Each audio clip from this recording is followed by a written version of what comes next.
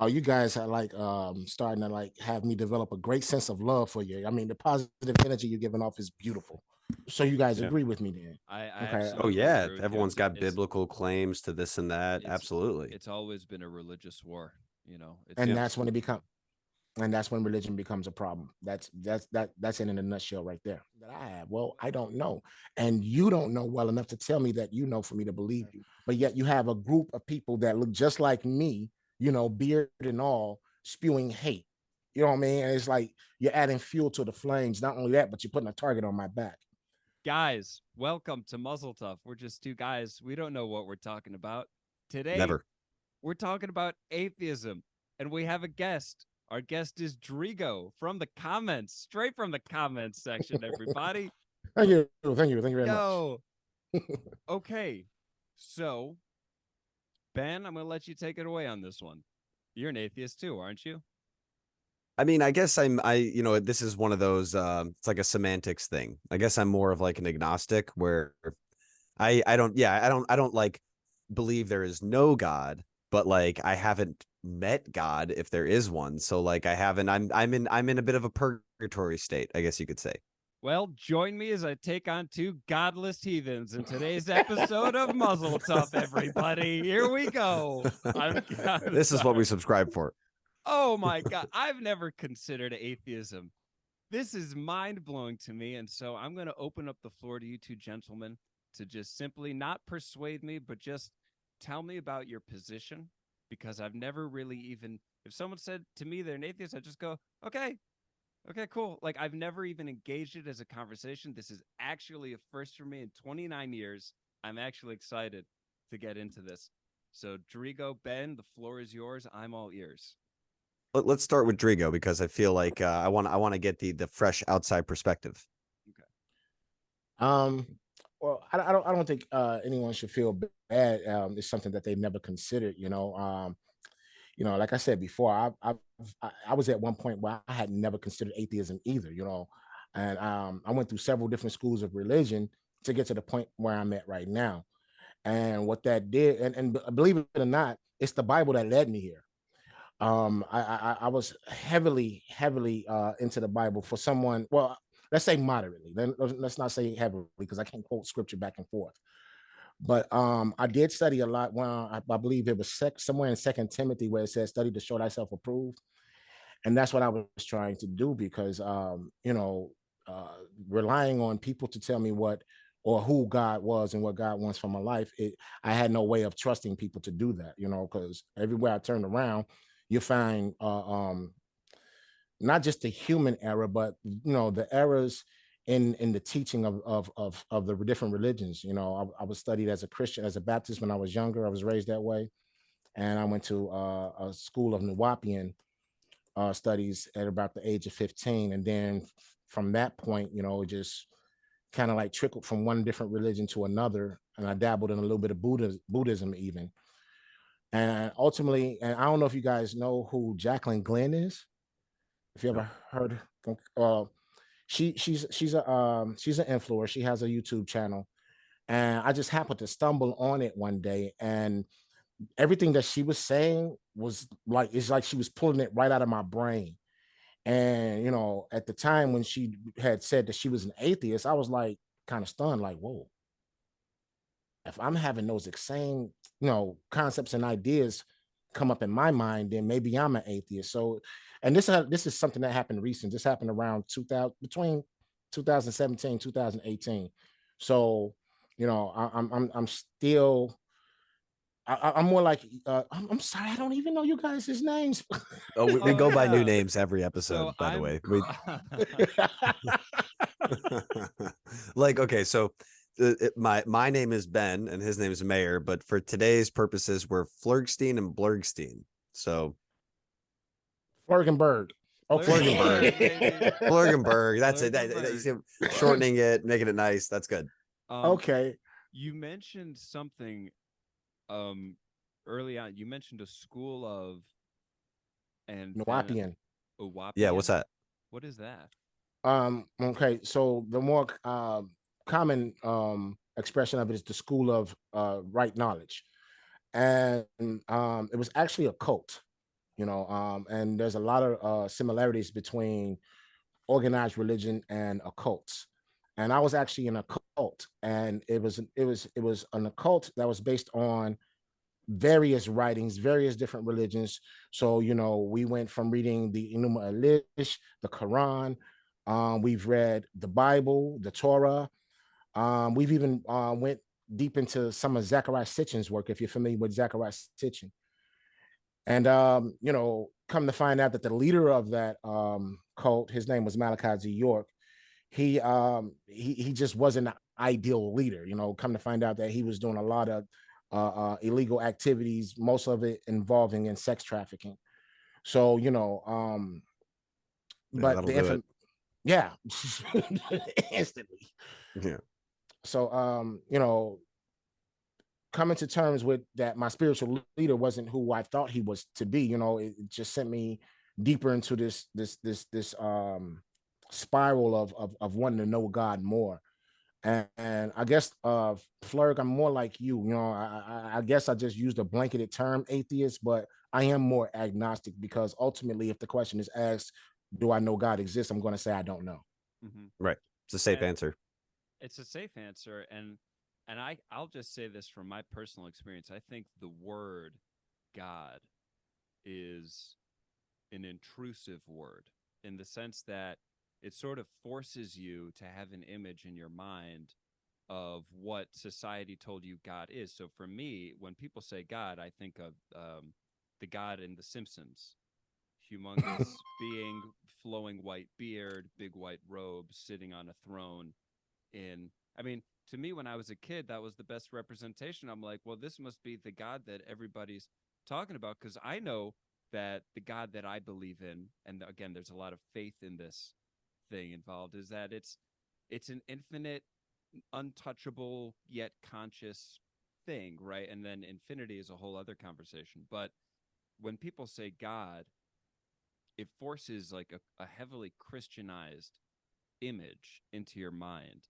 And I think that can get a lot of people going in some directions.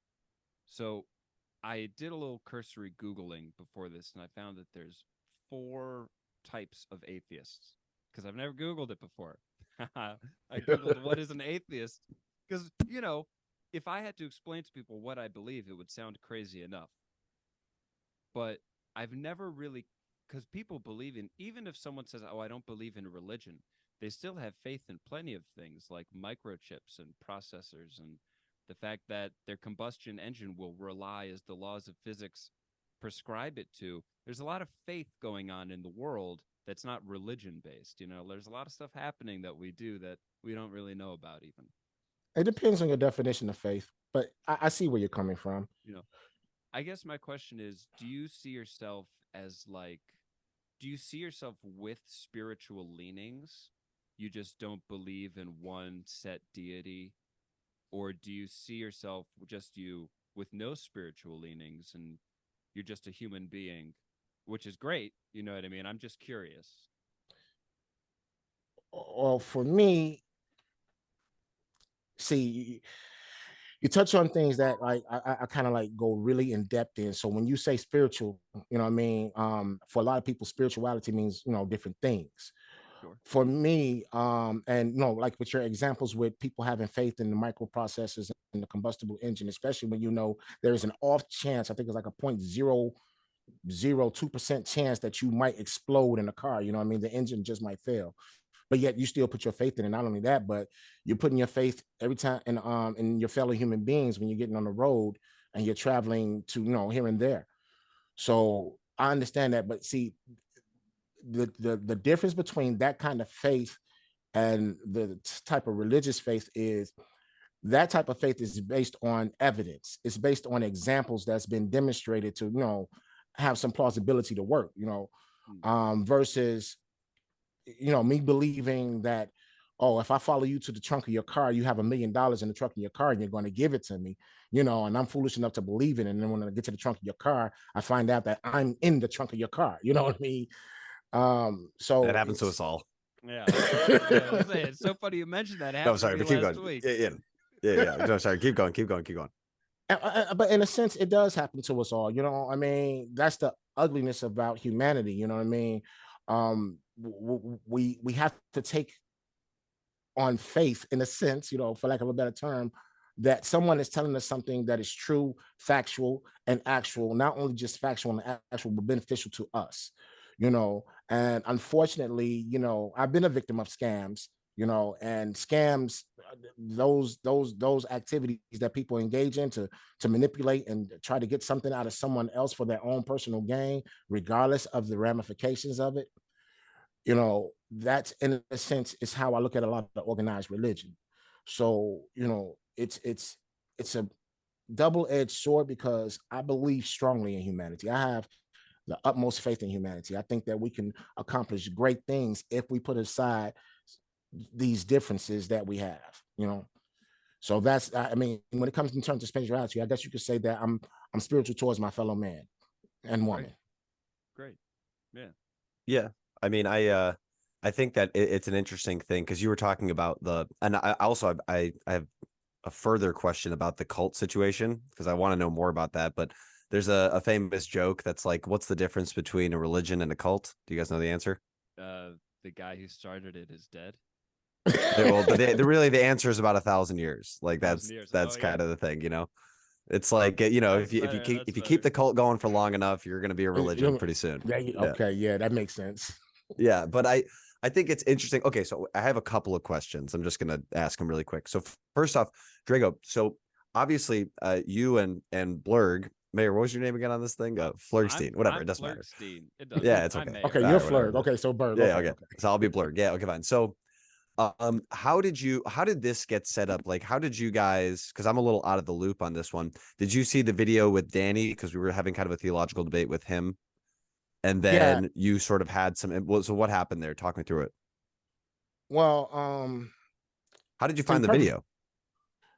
well, because you know, I tend to have in my video feed things that, you know, can further educate me on just reality, period. You know, so a lot of science videos, religious videos, things of that nature. Um, And you know, one of the things that I'm aware of the ISPK groups, the W whatever, the Hebrew Israelites. I'm aware of Yep. those various groups. And you know, I've kind of like I take it kind of personally when someone is representing my ethnicity, my nationality, my background, and they're spewing hate. You know what I mean? That makes me look bad. Mm-hmm.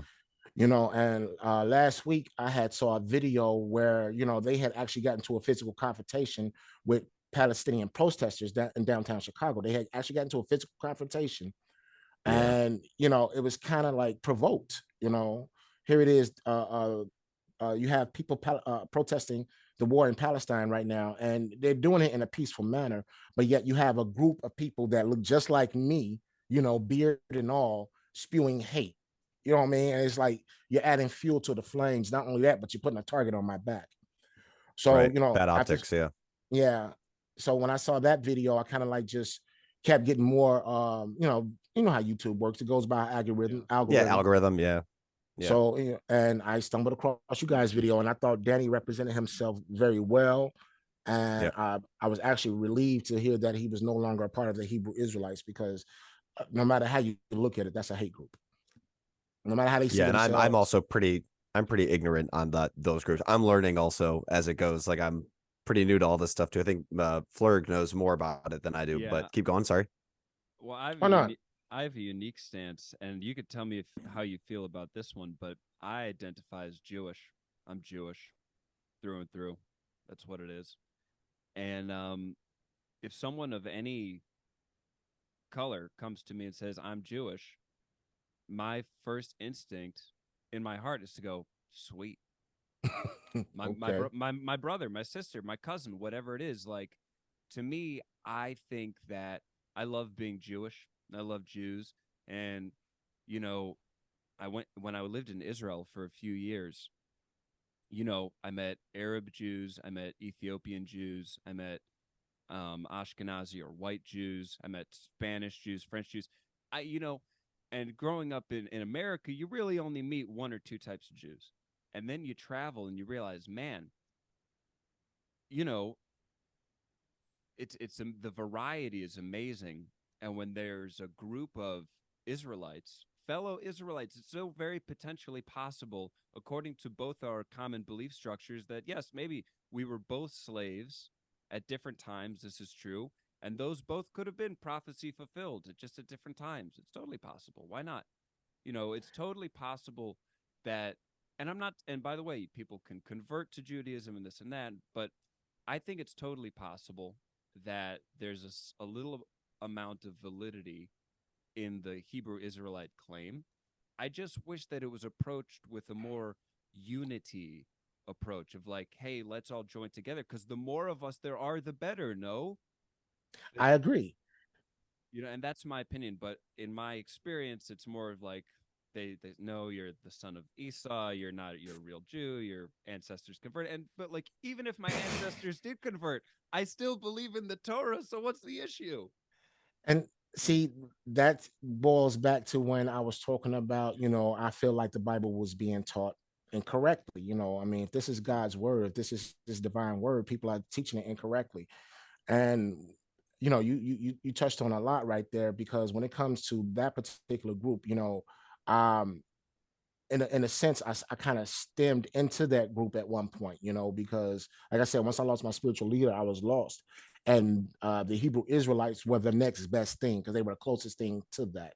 Being a black person and living and growing up in the streets of Chicago, it's kind of a challenge, you know what I mean? And when you okay, let's unpack it like this. You said like the Hebrew Israelites, they say that there's no hope for you because you're a descendant of Esau, but yet they follow the teachings of Paul. Paul was a Roman, Right. you know, and depending on which source you look at, there are some sources that say that he was born in a Hebrew, but nonetheless he was born in Rome. You know what I mean? And Yeah. he probably didn't look like I did. You know what I mean? Even though Rome was a plethora of different cultures culminating, you can almost say that it was one of the earliest practices of the melting Like pot. melting pot. Yeah. Yeah, but I'm willing to bet that he probably looked just like you guys. I'm willing to bet that. I don't have any way to prove that, but just take that into account.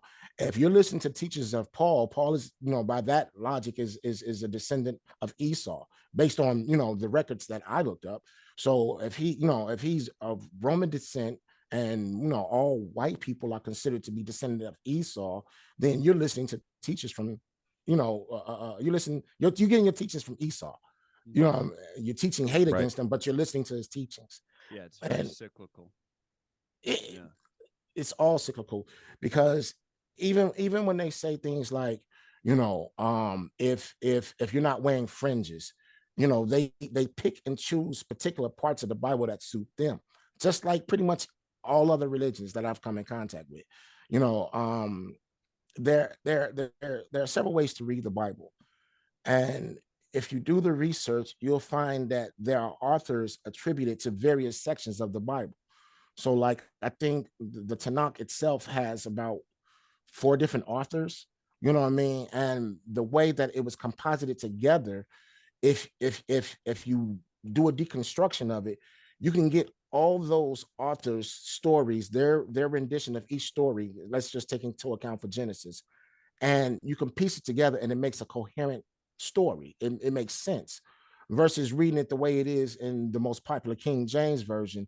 You get kind of lost in the reading, you know what I mean, because it jumps from one thing to another. It'll give you a scenario of a story like the Genesis account, and then right behind that it'll give you another telling of that account that doesn't really add up to the first account, if that makes So sense. that actually leads into the a question that I had for you, because you mentioned that when you were younger, you sat down, you started to read the Bible, because you wanted to grasp a better understanding of what was being taught to you, and then questions came up. So I guess I've only read cover to cover the Old Testament, and we have in our community we have very particular translations of it, you know.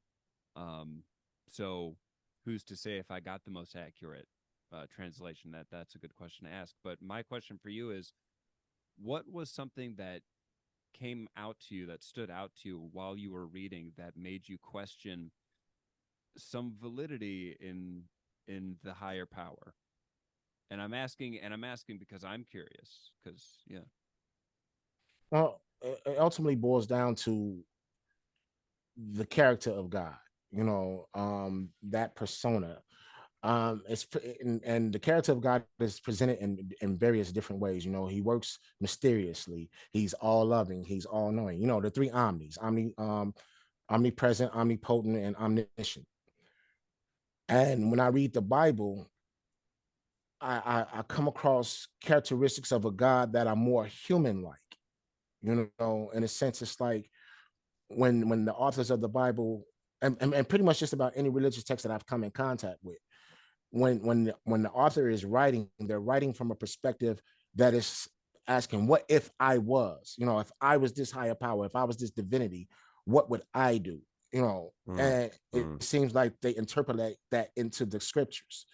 So when I started to recognize flaws in the character of this all loving, all powerful, all present God, that's when things started to, unravel for me, especially when it came down to scriptures. Yeah, and I say, so I do a fair bit of writing under a pseudonym, which I will never tell anybody. It's an anonymous thing. But a lot of it focuses on theology, and something that I started writing recently is that the way God, a bad word, an intrusive word, is anthropomorphized in the Bible is a mistake. Hmm. And unfortunately, it's a necessary mistake, because how are you going to get people to be able to relate to this infinite conscious moral fabric that binds all things and at the same time governs all things? It's very hard to grasp, and even I, who believe in it, don't think that I can explain it in a purely logical fashion, because it may not be purely logical. um I disagree. I think you can explain it. I just think that you haven't thought in that realm because, like you said, you've never thought about being an atheist. mm, So, and I'm not trying to convince you to be one. I think it's beautiful that people believe in a higher power.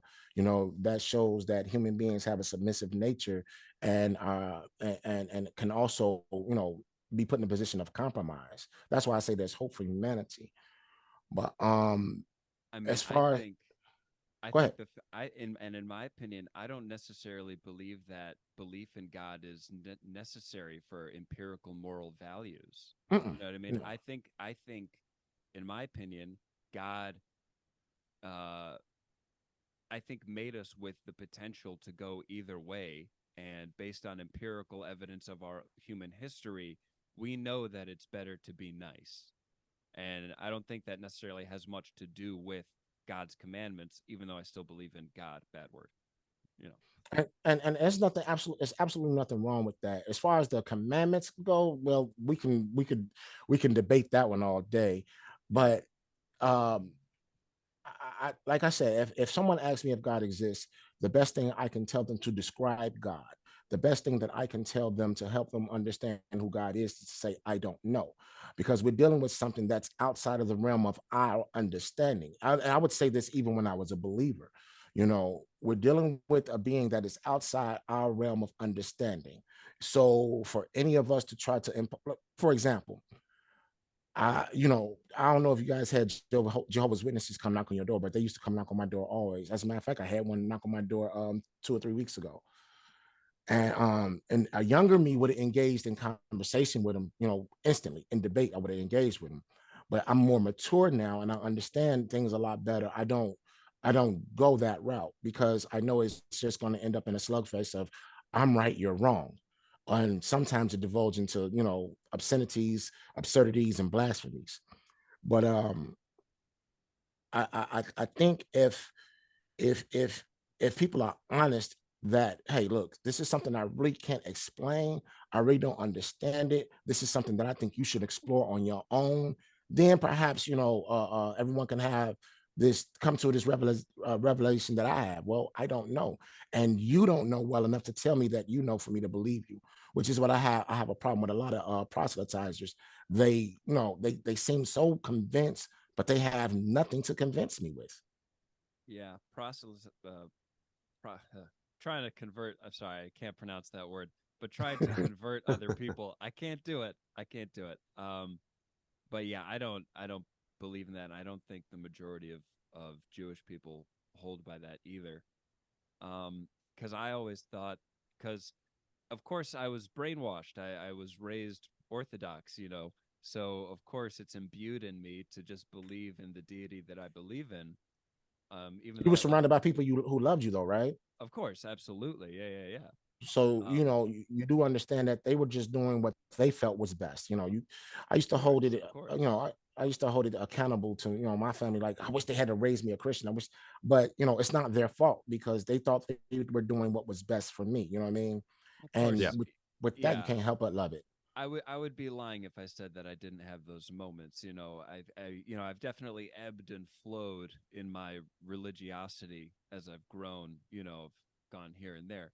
But overall, very grateful for the upbringing. But I think, whenever I encounter, so here's another thing, I guess. I wanted to ask. You wanted to hop on this video and talk about atheism, which I appreciate. Lord, I'm falling apart. Nailing it. Good, Thank good, good, you, good, good. Flirkstein and Blurkstein, here That's with right. the Diction. enunciation. And Yes. just for the sake of the Trinity, I'll be Zergtine. Woo! There we go. Oh Zergstein. yeah, yeah, yeah. Got 'em Really, all, we should have done baby. that. We should. Yeah, yeah. There we go. There we go. Gotta catch them all. Um, so I guess my thing is, would you be open to someone trying to convince you of an infinite being?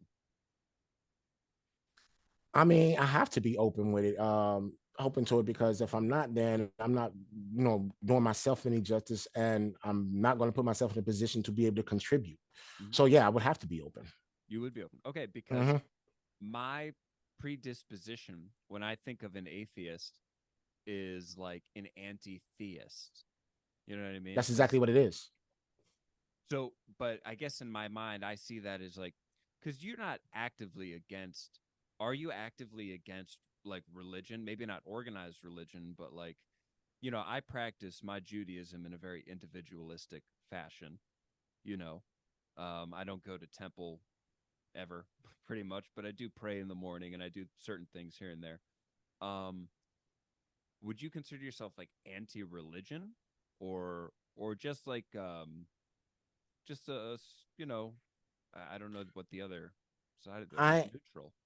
I am again, because see, I've seen what people's faith can do. Right. Uh, and it it's again, it's a very, very delicate, fragile line to walk, because on one hand, religion gives people the ability to achieve things that they normally wouldn't be able to achieve without that type of support, I guess. You know what I mean? Some type of spiritual support. You know what I Sure. mean? A lot of people feel downtrodden, and without, some type of faith system to believe in, you know what I mean? They don't know how to get to the next thing. They don't know how to move forward. In that regards, I can say that, religion is a healthy thing.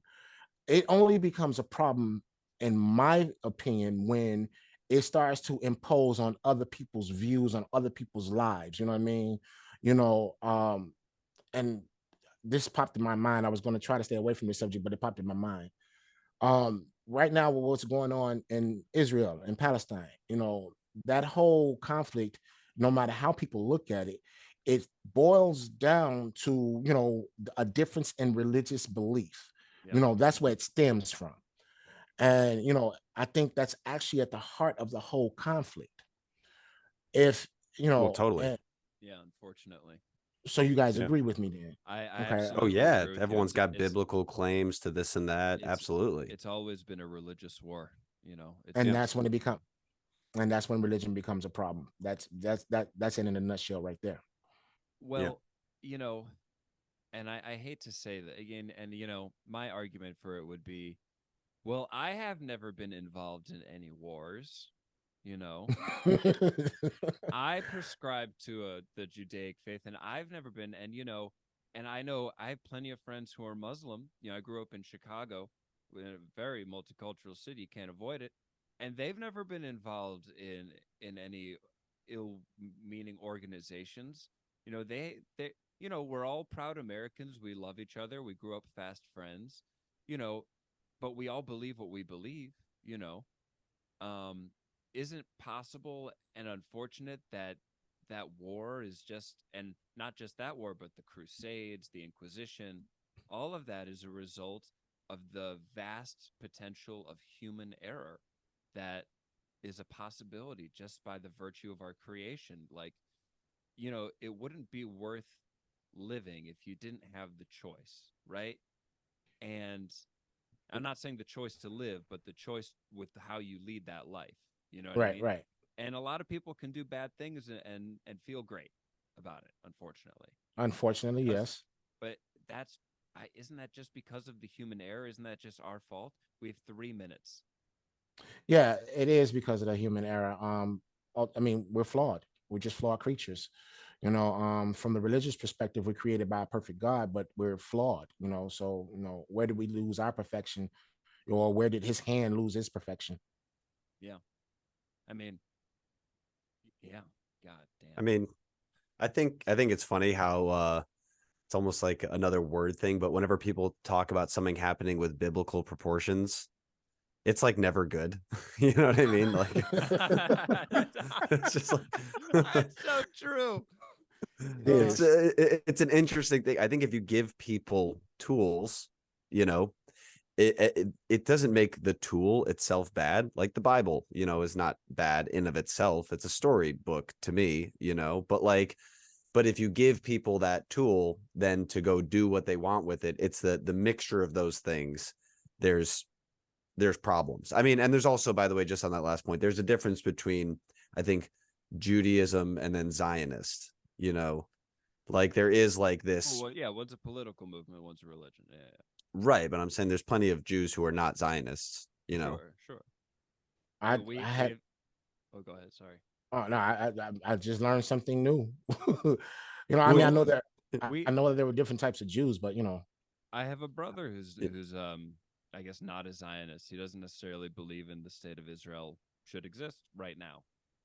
Yeah, I Right mean, now, maybe we did a whole video on the Neturei Karta, which was like this sect of Judaism that specifically believes that if the Jews are in Israel, then it's a bad thing.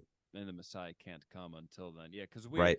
we are in exile right now from the Romans, for 2,000 years. hmm So, they say as long as we're in exile and God hasn't directly come in to redeem us, then we can't go back to the land of Israel.